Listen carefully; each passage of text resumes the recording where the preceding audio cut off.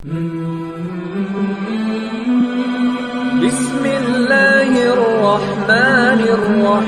اور ایک عجیب چیز جو ہم نے کی، جو سب سے بڑی غلطی تھی، وہ یہ تھی، شریعت نے ایک راستہ بتایا، شریعت کا ایک راستہ ہے، سمجھ لیجئے یہ بیچ کا راستہ شریعت کا راستہ ہے۔ تو ہم نے کیا کیا، اللہ رحم کرے ہم پر، شریعت کے بالمقابل پیرل اپنی شریعت کا ایک راستہ نکالا، اللہ رحم کرے یہ بات، لیکن حقیقت ہے، اس کو سمجھنا ہی پڑے گا جب میں نکاح کی بات کر رہا ہوں۔ شریعت نے ایک راستہ بتایا نکاح کرنے کا، یہ ایک راستہ ہے، ایک طریقہ ہے، لیکن ہم نے اپنا ایک راستہ نکالا نکاح کرنے کا، وہ ہمارا طریقہ ہے، جس کے نتیجے میں اللہ کا عذاب جو ہے ہم لوگوں پر آیا۔ کیوں؟ تو ہم نے اپنا ایک راستہ نکال لیا، اپنا ایک ایجاد کردہ ہم نے راستہ نکالا، اور یہ بہت بڑی غلطی یاد رکھی ہم نے کی۔ تو بہرحال شریعت نے ایک راستہ بتایا،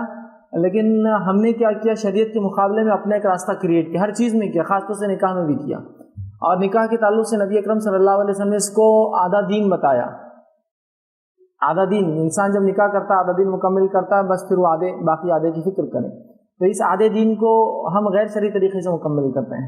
جس کے نتیجے میں ہوا یہ کہ شادیاں لیٹ ہونا چالو ہو گئی، چونکہ شریعت کا بتایا ہوا طریقہ تو بہت سمپل، بہت آسان، بہت سستا،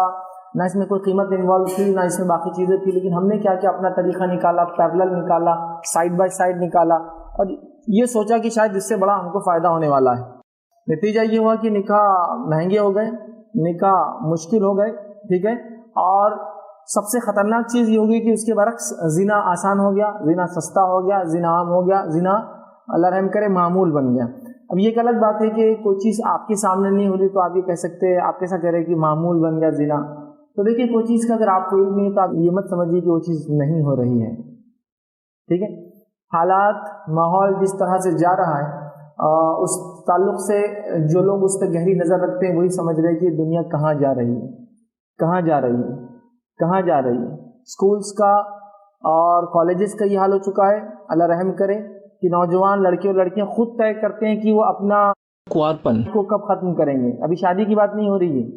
شادی کی بات بھولی جائیے یہ، اور یہ میں کوئی خاص سماج کی بات نہیں کر رہا ہوں، یہ میں مسلم اور غیر مسلم تمام سماج کی بات کر رہا ہوں، جہاں بچے کالج اسکول جاتے ہیں وہ خود طے کرتے ہیں۔ میں یہ نہیں کہہ رہا ہوں آپ کے پاس ایسا ہو رہا، میں یہ کہہ رہا ہوں یہ ہو رہا ہے، وہ آپ کا کام ہے جانچنا اور یہ تمام چیزیں معلوم کرنا۔ یہ معمول ہے کہ لوگ طے کرتے ہیں کہ بھائی میں 12ویں جب پاس ہو جاؤں گا تو تب اپنی جو ہے میں جو ہے جس کو کہیں گے